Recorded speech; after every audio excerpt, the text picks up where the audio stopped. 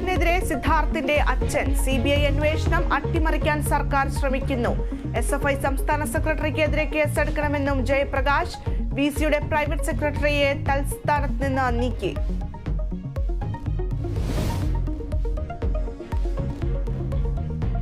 UGC വിലക്കിയിട്ടും PhD പ്രവേശന പരീക്ഷ നടത്താനൊരുങ്ങി MG സർവകലാശാല.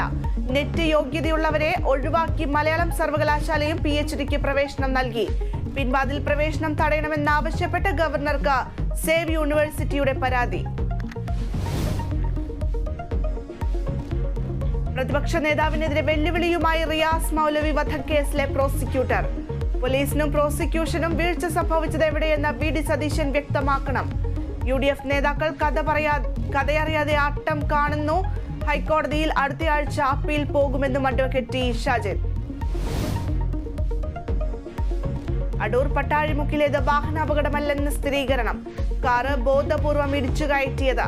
മോട്ടോർ വാഹന വകുപ്പിന്റെ അന്വേഷണ റിപ്പോർട്ട് പുറത്ത്. അപകടത്തിന്റെ ആഘാതം കൂട്ടിയത് ലോറിയിൽ ഘടിപ്പിച്ച ക്രാഷ് ബാരിയർ.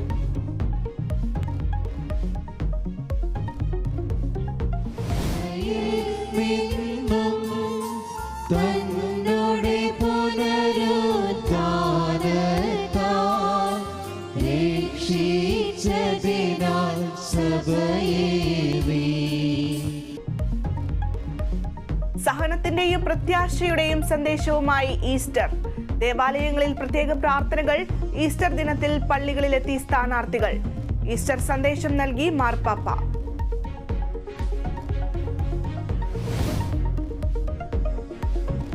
സംസ്ഥാനത്ത് നികുതി ഫീസ് വർധനവ് നാളെ മുതൽ പ്രാബല്യത്തിൽ. വൈദ്യുതി മദ്യവില തൽക്കാലം വർദ്ധിക്കില്ല. വായ്പകൾക്ക് പിഴപ്പലിശ ഒഴിവാക്കും. റേഷൻ വിതരണം ഏപ്രിൽ 6 വരെ നീട്ടി.